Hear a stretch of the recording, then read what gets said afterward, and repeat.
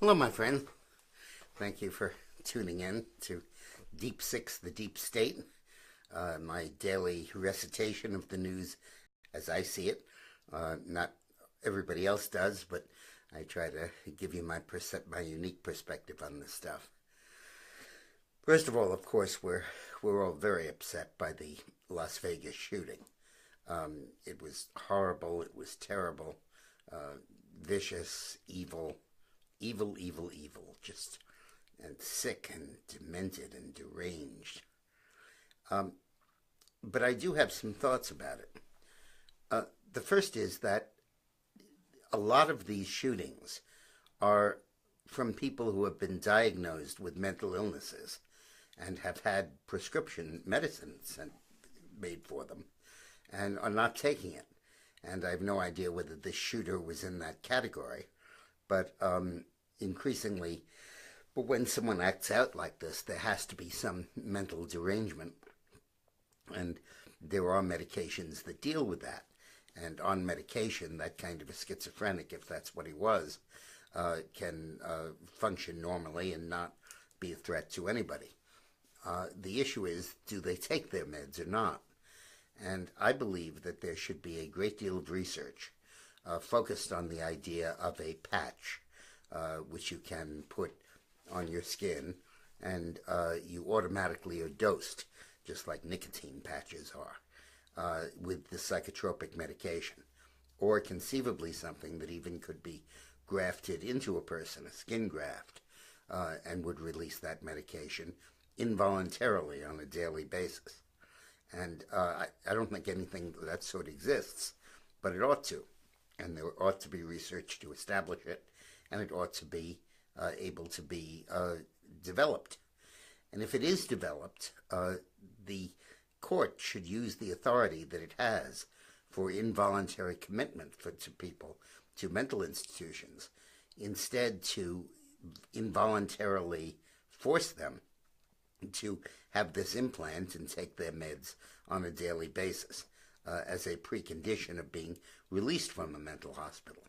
I don't think we legally can make people take medicine, but what I think we can do is to say we'll keep you in a mental institution and never let you out unless you agree to have this implanted and take the medication involuntarily.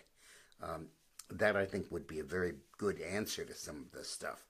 Remember, we used to have tens and hundreds of thousands of people in mental hospitals. In New York State at one point we had about 30,000 at the peak. And then to save costs and because of the development of psychotropic drugs, we released them. But we never really did an effective job of following up to be sure that they're taking their medication. And this would be a situation where that, I think, would be called for. Now, the other thought is I was shocked today to read that Haley Geftman Gold, Geftman -Gold, first name Haley, who is was the former vice president and senior counsel to CBS. That's a pretty high position in CBS. Senior counsel is pretty high up, and she's been fired today because she said, I believe in a Facebook post, that she's not even sympathetic to the victims of the LA shooting because country music fans often are Republican when discussing the mass shooting. This individual who was with us for approximately, I'm sorry, this is CBS that said, violated our standards of our company and is no longer an employee.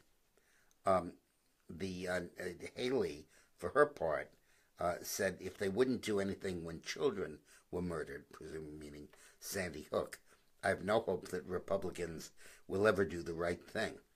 I'm actually not even sympathetic to country music fans because they were often Republicans and gun-toters.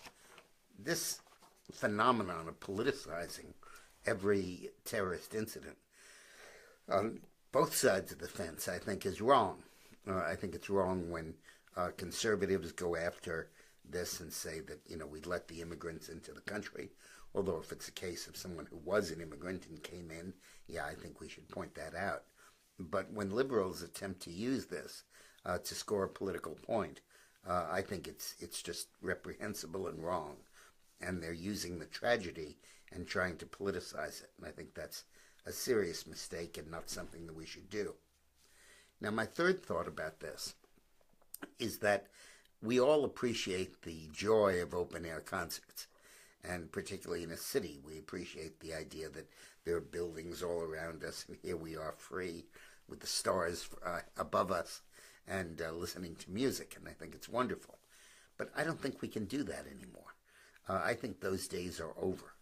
I think all concerts, like movies and theaters and other performances, should be indoors and should be placed in places with metal detectors and with security guards. I just went to Yankee Stadium the other day, and I walked in, and there were 50,000 people attending the game. And it was no obstacle to have your bag searched and have it go through a metal detector. There was no problem. There was no big backup or line. It functioned very smoothly.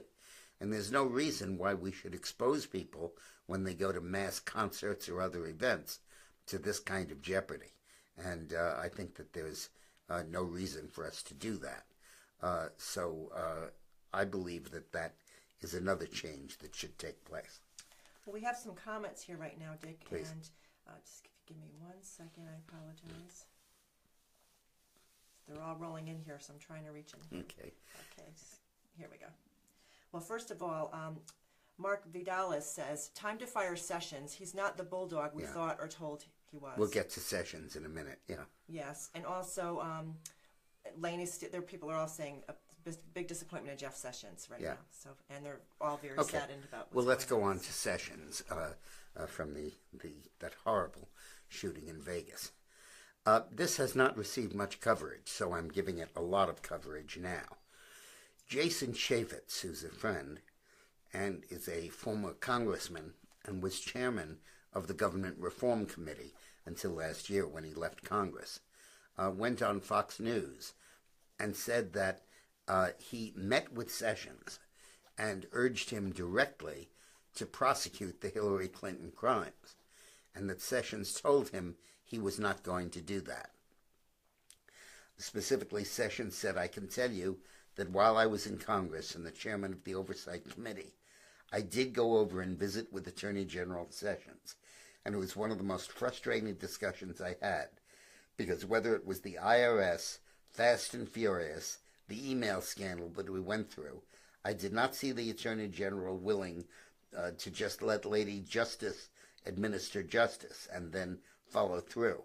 In other words, not willing to indict and not willing to proceed with a criminal justice referral. He told me he basically let me know that he wasn't going to pursue anything on major cases. And this is furthered by Chaffetz. Yes, the email scandal of Hillary Clinton. We had Brian Pagliano. He's the guy who installed the server for Hillary. I issued a subpoena for him to appear before the committee, and he said no. He didn't even show up. We issued another subpoena. The U.S. Marshal served it. And in my world, if you're in court, I guarantee you that a subpoena is not an optional activity. We wanted the Attorney General to prosecute him, and he said no. Now, these were perfectly understandable if it was Loretta Lynch saying no. But here it's Jeff Sessions saying no. And I cannot imagine why he would do that. It could be conceivably that he had recused himself from any matters affecting Hillary, but that wasn't based on a conflict. That was just based on his saying nasty things about Hillary during the campaign. Well, it's time that we make politicians responsible once they take office for what they said while they were on the campaign trail. And this is the first time that Sessions has publicly said that he would not pursue these cases, that he was not going to prosecute these cases. And that leaves us with no alternative, really, but to demand that President Trump get Sessions' resignation and appoint an attorney general, hopefully my own candidate would be Rudy Giuliani, who really will prosecute these cases and will take them seriously. So if you go to dickmorris.com, my website, we have a petition there now urging people to, writing to Trump and urging him to replace Sessions with somebody who's prepared to do his job. These are serious crimes, and they deserve to be prosecuted. I'll be posting that in the comment section for Yeah. the petition. But Galen King said that she thinks maybe on Facebook, that Sessions took a $15 million bribe to not prosecute Hillary. Have you heard anything about that, Dick? No, I've not. I think that, let's just go through what we're talking about here. Hillary used a private server, and she said that she turned over all of the emails to the State Department, which then gave them to the FBI. That was a lie. She did not turn them all over. There were about 13,000 work-related emails. She claimed they were only personal emails that she deleted. And there were at least 13,000 work-related emails that the Justice Department and the State Department uncovered after she tried to delete them, and issued them in public, and they were clearly work-related. She said that she did not use the private server to send or receive classified information. That was totally untrue. There were numerous emails, hundreds of them, that had classified information on them. She claims that it wasn't marked classified, but that's because she was the one in charge of marking it classified as Secretary of State. She and a handful of others had that power, and yet she didn't do it. But in her claiming that she never sent or received classified information is just wrong. It's a subterfuge, and it's indictable. In the Fast and Furious scandal, let's stay with the Hillary scandals. In the Clinton Foundation issue, we have lots of evidence of favors being done by the Secretary of State for people who were donors to the Clinton Foundation. We have emails where the donor asked the Clinton Foundation for help in getting Hillary to set up a meeting for them. Then we have emails where somebody on the staff of the foundation emailed Hillary or Uma Abedin, who was her appointments assistant, and said, please get this person a meeting. They gave us money. And then we have emails completing the chain saying we spoke to Hillary about it and it will happen. And then the meeting took place. If that is not pay for play, and if that well-documented loop is not prosecutable, then I don't know what is. Now, outside of the purview of Hillary, we also have the IRS scandal, where there is clear evidence that the IRS deliberately targeted conservative political action groups for heavy investigation and for revocation of their tax-exempt status. In most cases, it wasn't a revocation, it was a prosecution or an investigation that took up more than a year and deluged them with paperwork requests, way beyond what they did for anybody else, making it practically impossible for them to participate actively in the 2012 election. And in the Fast and Furious scandal, the Justice Department completely ignored requests for documents about Fast and Furious. Fast and Furious, you may remember, was a program that was initiated under Obama by the Justice Department, where they said that we will deliberately send guns to drug cartels, almost like radioactive tracers, so that we could trace where it went, who had it, and we could look at the route that gun smugglers were using. But the problem was that they couldn't trace them, and they ended up providing lots of weaponry to some of the most dangerous gangs in the country. And the Justice Department refused to release stuff on it, and Holder, who was the AG at the time, may well have lied to Congress about that program. But we'll never know if the Attorney General is not willing to investigate this, not willing to follow crime and to follow the breadcrumbs wherever they lead. Frank Bierfriend wants to know, is the deep state keeping Sessions from pursuing Hillary, Gowdy, etc.? Well, it might be. I can't understand the motivation, but it might be. They might have their tentacles into him. Sessions was one of the real firebrands when Trump appointed him. He was one of the earliest people endorsing Trump. He overtly called for Hillary to lock her up, called for her imprisonment, and really was aggressive in that issue. And for him now to be not prosecuting in the way you just heard, and presumably to be complicit in the FBI decision not to release Hillary documents that are requested by Judicial Watch under the Freedom of Information, claiming that there's no public interest in them, is absurd. And you have to wonder what caused that pivot, what caused that change. And the jury's open on that. I don't know the answer to it. But the fact that it took place is very disturbing. Now you know that nothing is flipping Trump, that Trump is going to be just as aggressive and just as strong on this as he has always been. And I think that this overt statement by Sessions, particularly if we underscore it by sending thousands and thousands of petitions to Trump, and we make a big deal about this, I think that we may be able to force Trump's hand in getting rid of Sessions. It's unfortunate that it occurred at the same time as the horrible shootings in Vegas, so it didn't receive the press that it needs to. But it was covered heavily on Fox News and Breitbart, and I'm covering it, and I hope that we can make enough of a fuss over it. Skip Waters wants me to ask you, why has the CIA issued a statement on Vegas situation when this is an FBI jurisdiction? I wasn't aware that the CIA had, but you're correct. It is the FBI's jurisdiction, except that ISIS claimed credit for the attack and said we did it and that he converted to Islam a few months ago. So maybe it was in response to that. But we'll see. And we'll see if this guy indeed had links to radical Islam. Mary Beth Tinez wants to know, is Sessions being blackmailed? I mean, there are all kinds of possible explanations for that. It's hard to tell what it is. Is there compromising material on him? Is the deep state onto his case?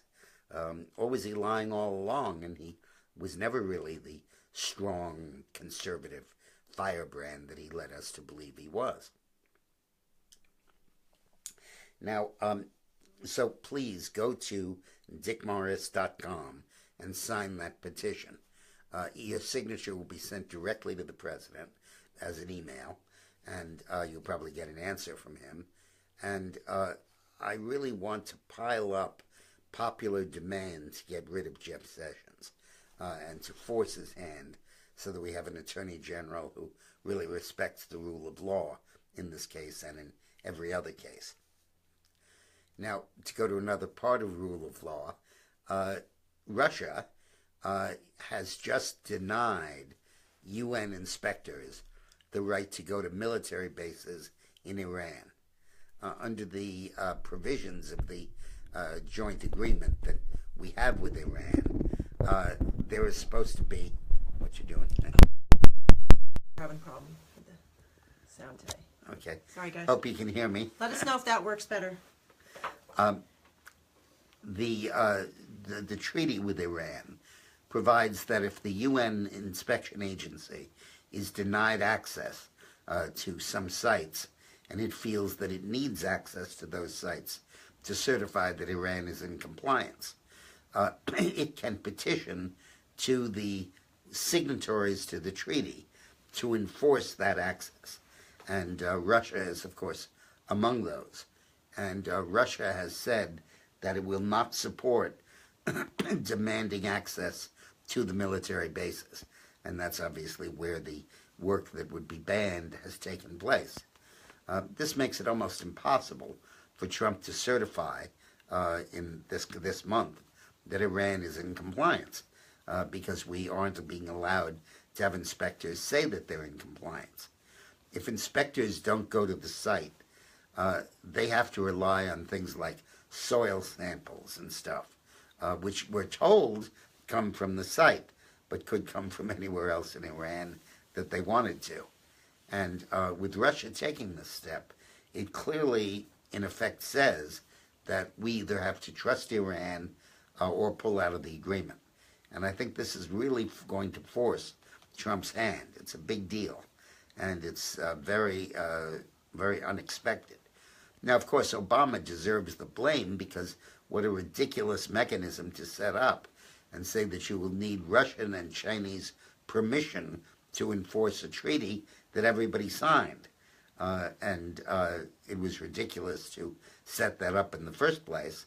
And obviously, Iran is now using that loophole to cheat. So there's no question that it's cheating now, but it is, at this point, getting away with it. Now, Trump is required every 90 days to certify that Iran is keeping the deal. And if not, the United States opts out of the treaty. And he's twice certified that it is, but now I would expect he would have no option but to certify that it's not. Dick, Carol Elmore says, you can be sure if a Republican had done all of the crooked things Hillary has done, that person would already be in prison. Do you agree with that? Yeah, I do completely. I mean, I'm not sure of every count, but yeah, there would be a serious prosecution and there would be a consequence. But as it is, there's none. But I expected that under a Democratic administration. But when it became a Republican administration, particularly with a guy like Sessions in charge, I was very, very surprised. Luis Rivera says, could it be that Sessions is protecting the office of the presidency, not Obama? Is Jay Sekulow a good prospect for Attorney General? I don't know about Sekulow. He has been Trump's lawyer, and it might be hard for him then to go and be Attorney General. I mean, I don't see how Sessions could possibly be protecting the president by not going after Hillary. I just don't get it. Now, there are a bunch of cases coming up in the Supreme Court, and one of the most important cases that I just want to flag for you, because we'll be talking about it, is the Janus case, Janus. Right now, if you are in a workplace that is unionized and you choose not to pay union dues, either because you don't want to join the union or because you don't like the union's political activity, the union has the right in most states to force you to pay an agency fee in lieu of union dues. And that would be a fee that is not dues. You're not a member of the union, but you are paying the union to represent you as your agent. And the dues are the same as the agency fees, so it amounts to mandatory payment of dues. And the conservative group sued and said that was a violation of the constitutional right of free speech. And it went up to the Supreme Court, which broke 4-4 on the case. Gorsuch was not appointed yet, and Scalia did not participate in the decision, and then it was after his death. So with a 4-4 decision, they have now brought the case back, and it's going to be heard by the 9-man court that includes Gorsuch, and one would expect a ruling favorable to the right, banning the collection of these dues.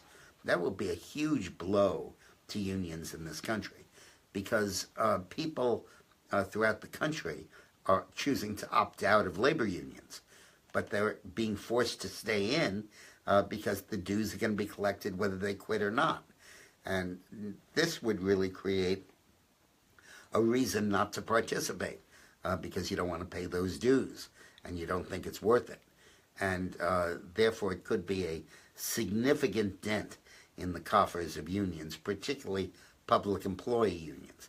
It really blows apart the closed shop, which is the key element in unionization today.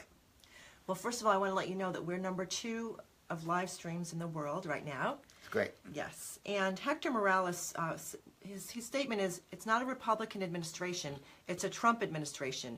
We voted in Trump, not the Republicans. Trump has to do something. I'm not going to sit around and wait on the Republicans. Good. Well, that's great. But Trump is president, and it's about time that in certain areas he started acting like it. In many, many areas he's doing great, and on the whole I strongly approve of the record. But this bit with Sessions and letting Hillary escape any culpability or prosecution, I just don't get. And I don't think Trump supporters get it, and I think it's time we demand action. So go to dickmorris.com and sign that petition that goes directly to Trump and asks him to fire Sessions and appoint somebody that will hold Hillary Clinton to the impartial standards of justice. Now, there's a new book out that I thought was fascinating called Shattered, and it's written by two Washington journalists who are investigating why Hillary lost, why the campaign fell apart. I don't mean from a political point of view, I mean from a journalistic inside scuttlebutt point of view. And they report that there was a meeting right at the time, right after the election, almost immediately after the election was held, at Hillary campaign headquarters, where there was a thorough discussion of the defeat. And apparently Robbie Moak, the campaign manager, and John Podesta, the campaign chairman, met with the staff the day after the election and said, we should all blame this on Russia. We should say that Hillary would have won the election but for Russian intervention. It's important that we do that for her political career, and it's important that we do that to explain the defeat to the American people and to the Democratic Party. And that was the beginning of an effort to get all the ducks in a row and go after Russia for this defeat. Shortly after that, Obama imposed sanctions on Russia for its involvement in defeating Hillary. And the narrative was set and then was perpetuated into the Trump-Russia cover-up scandal. In the book Eileen and I wrote, Rogue Spooks, the Intelligence War on Donald Trump, we document how this was the key decision of their campaign, that they would blame it all on this. They needed to clear the way for Hillary to run again. They needed to clear her name and stop her from being blamed for this defeat. And I'm sure Hillary was in the lead in telling them that that's what she wanted to do. So they invented this completely phony narrative that they initially used to explain Trump's defeat, explain Hillary's defeat, and then used to tie up the Trump administration, get some of its people ousted, get a special prosecutor, maybe lead to impeachment, all based on this completely phony narrative. To understand this, please get a copy of our book, Rogue Spooks, The Intelligence War on Donald Trump. This is a long, deep plot, and this book, Shattered, confirms that the plot was consciously and deliberately set in motion the day after Hillary's defeat. Dick, Rachel Gaskins, referring back to the earlier conversation about the shooting, we need services for our mentally ill. Also, why not open barracks and close military bases for our homeless veterans? Barracks and military bases? Okay, I hadn't thought about that, but yeah. Sure. But on your first comment, my point is that we used to lock those folks up. We used to not let them out. And New York State, as I said, had about 30,000 mental patients involuntarily committed to mental hospitals. They were unsafe, and we couldn't let them out. Now with psychotropic drugs, we say, you can go, just take one of these pills once a day. And if they do, they're not a menace to anyone. They're completely right to let them out, no reason to keep them incarcerated. But when people skip the meds or don't take the meds, then they're serious danger. They're ticking time bombs. And I believe that there needs to be a technology, a medical technology, and a criminal justice procedure where people can be, in effect, given the medication so that it is automatic and it is not a choice that they make to take it or not take it by some implant or something of that sort. I think it's probably feasible to do that, and I think these shootings underscore the importance of that. Gail Maxey brings up a really great point, Dick. He says, unfortunately, HIPAA laws prevent doctors from reporting persons with mental disorders. That's a huge one, isn't it? Yeah, but the HIPAA laws are such a dead letter. I mean, we passed this HIPAA law, health and health privacy, and you're not allowed to disclose anything. But then you have to give the federal government and each state government a complete rundown of everything your patient is suffering, every complaint he's ever made, every diagnosis you've ever performed, every medication he's receiving, and it's all sitting there on a state and a federal computer. And your privacy is just gone. And it's a fiction, HIPAA, a cruel fiction. When you sign that consent form in the doctor's office, it might as well be written on toilet paper because the Obamacare law has completely eviscerated and wiped out those protections. Now, I believe that when a patient is adjudged to be seriously mentally ill and a danger to himself or the community, there ought to be a procedure for involuntary medication, and that should be an explicit exemption to the privacy law. Dick L. Tardif says, why do the Democrats heavily protect the First Amendment and treat the Second Amendment as nothing important? Well, for years, the Supreme Court let them. The Supreme Court always held the position that the Second Amendment simply related to your ability to have a militia, a state army that would be at the will of the governor, and unless it was federalized, and that was seen as sort of a way of stopping the tyranny of the federal government. But it's obsolete, it's anachronistic, and therefore the Second Amendment was just never enforced.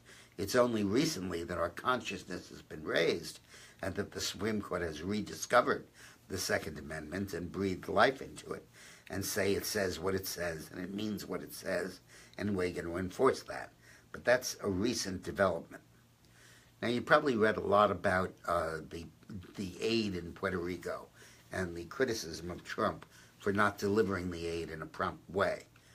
First of all, I want to stress that this criticism comes from the mayor of San Juan, a woman who is leftist, a Democrat, and a strong supporter of Hillary, who's using this storm as a way of trying to undermine Donald Trump and convict him of the same malfeasance that Bush was guilty of in the Katrina hurricane.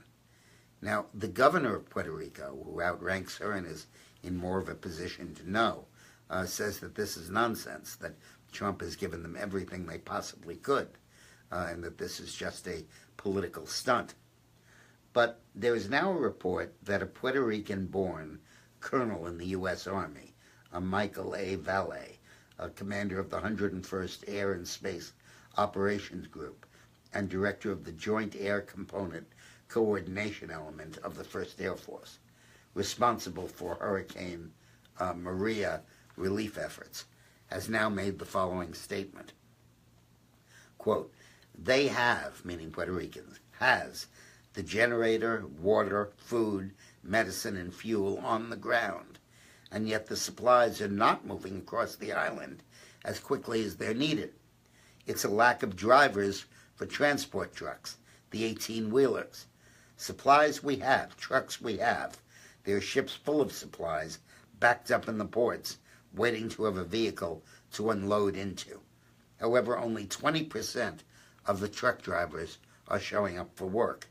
They're private citizens in Puerto Rico paid by companies that are contracted by the government. That means the Teamsters Union drivers didn't show up for work. Only 20% of the drivers are there to distribute supplies. It is not Trump's fault. And in fact, it may be a conscious effort, as cynical and horrible as that might be, to deny aid to the island in order to try to use this to reinforce the image of Trump as a racist.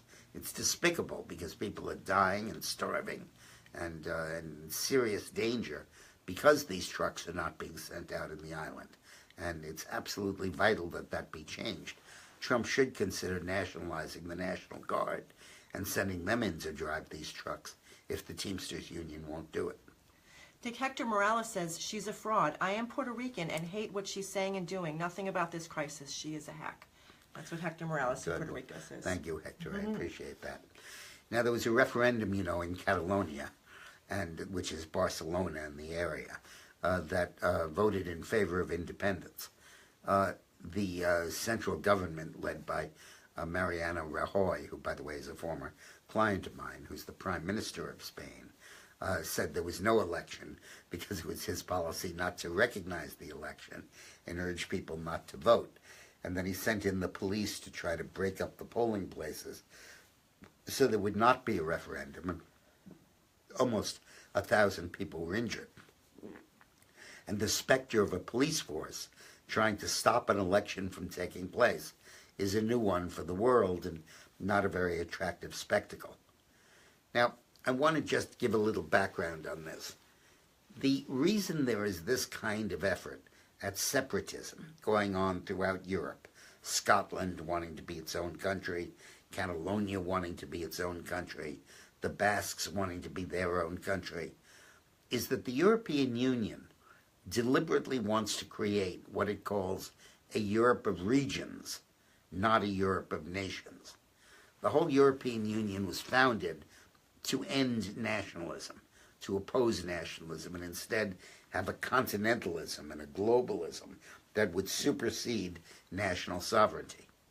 So they get their revenues from the national governments. The EU doesn't impose any taxes itself. The government of France, the government of Britain, Germany, well now not Britain, Germany, contribute money to the European Union. And it then disperses the money. But it doesn't give it back to the nations. It gives it to the regions within the nations. So Catalonia has its own region and its own budget and its own projects, its own road building, its own cultural projects, everything for that region. And that promotes a regional thinking and a regional identity and leads regions to assume that they could be countries as well. Now, I'm agnostic on the issue of whether Catalonia should be permitted its own existence, but clearly there's a lot of sentiment for that, and clearly a fair and free vote ought to be held. But I just wanted to give you that background on that issue. The NFL protest has petered out. Yesterday, a few teams and a few members of a few teams engaged in the protest. But isn't it a credit to Trump how he was able to stamp it out and stop this from spreading? It could easily have spread into other sports, into baseball, into other gatherings, and by taking a firm stand against the NFL players, it's a little bit like the air traffic controller strike, where Reagan took a firm stand and stopped them from striking against the federal government. Sean Brandon wants to know, Judicial Watch says they have uncovered evidence of crimes committed by Hillary and Comey and Podesta, etc. So what exactly is their obligation knowing they have this evidence of crimes committed? Well, they've published their evidence. They don't have to turn it over because they published it. And of course, they would make it available to anyone who asked. It's not up to them to prosecute. It's up to them to do what they did, which is a great organization. They identified the emails in question. They asked for them specifically under Freedom of Information. When they were denied, they litigated and they appealed, and they got a verdict saying that these had to be handed over. And now they're trying to enforce that verdict, and I hope they continue. And Georgia Tachis wants to know, can we get Pam Bondi for Attorney General? She's the Attorney General of Florida, and a very, very good person. A staunch conservative, a very good one. And I'd love to see. I was hoping that she would run for Senate this year, but told her so, but she decided not to. Now, Trump has told Tillerson, the Secretary of State, you're wasting your time talking to North Korea. And people have not known what to make about that. I mean, is he undermining Tillerson? Is he in disagreement with him or what? But they miss the point. Trump is being just like the Ayatollah in Iran. The Iranian negotiators go to the conference table and say, look, I'm a reasonable guy. I'm a normal person. And I think this deal is good. I think we shouldn't have nuclear weapons. I agree with all of this. But I've got this maniac back home, the Ayatollah, and I have to satisfy him. I can't sign this agreement without his permission. And he's a hardliner. He's not going to listen to reason. There's nothing I can do with him. And in a sense, that's what the North Koreans do too. They say, hey, we have this Kim Jong-un, and we have to do what he says. And, you know, the guy could be a little crazy, and He could push a button anytime he wanted to, and we better be careful about that. And now what Trump is doing is saying, you got a problem with me too, because I'm not going to give this up, and I'm going to stay on this position, and I'm going to push it. Richard Nixon, when he became president, said, the first duty of the President of the United States of America is to convince the General Secretary of the Communist Party of the Union of Socialist Republics that he's crazy, that the President is crazy, and that he might do anything. He might push the button, he might blow up the world. God knows what he's going to do. And it was based on that uncertainty that he felt that Russia would never attack us. And in a way, Trump, I think, is employing a bargaining strategy in dealing with the North Koreans that I think is very effective. And those who are misunderstanding what he's doing and saying that he's undermining the negotiations aren't understanding Donald Trump. He's crazy like a fox. What he's doing is setting this thing up to go someplace. We have a question. This actually was posted last week, and I promised I'd get to it. This is a gentleman that watches from Rio de Janeiro. Hey. His name is, I hope I pronounce it correctly, Abate Valverde. Regarding the Korean crisis, could it be possible if President Trump spoke of unification of the Koreans as an alternative attenuation for a solution, or is this similar to Israel versus Palestinian conflict? No, it's quite different from Israel-Palestine. Israel and Palestine, they're ethnically completely different and enemies, and most of the people in Palestine, such as it is, fled from Israel. So reunification is not in anybody's interest. In Korea, they're the same people, they're the same ethnicity, and they should be able to reunify. The issue is, of course, reunify how? Are you to sell South Koreans into slavery and have to live under the North regime? Or are you going to have it as a democracy and the North will fall and they'll be thrown out of power and they'll be like all the other leaders of Eastern Europe communist parties that are, now selling newspapers on the corner. And that's the real issue. Now, it is true that reunification offers a framework to dismantle their nuclear weapons, but it's not the key to the solution. It's going to be a following indicator of the solution. Now, one final thing that I want to talk about.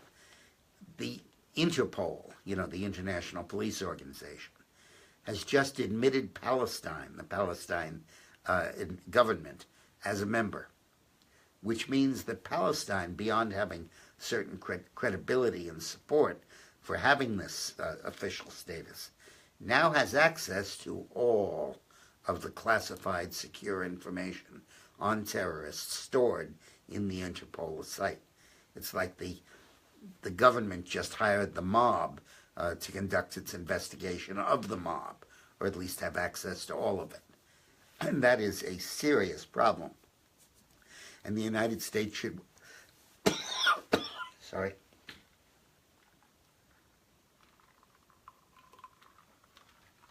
And the United States should withdraw from Interpol unless they kick the Palestinians out. The decision to bring them in was made by a secret ballot of the nations that are members of Interpol. And 67 voted in favor, 20 or 30 voted against it, including the U.S., another 10 or 15 abstained. I think the United States should leave Interpol rather than let those documents be turned over to the Palestinians.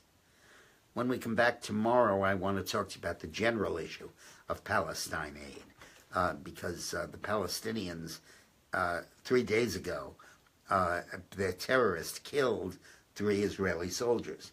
And after that mayhem, the Palestinian government paid the terrorist families $1,700 and agreed to pay them $700 a month for the rest of their lives as a reward for that act of terrorism. And who supplied the money for that? We did. So I want to talk about that when we come back tomorrow. In the meantime, Cherise Harris is the winner of our selfie of the day, who took a wonderful photo of herself, looking gorgeous, and holding a copy of Rogue Spooks, an even more gorgeous book cover that she had just purchased. And if you remember right, Dick, she was going to read it when she was on her trip, and hope she had a great trip. Good. Okay, great. Thank you, Cherise. You take care. Thanks a lot.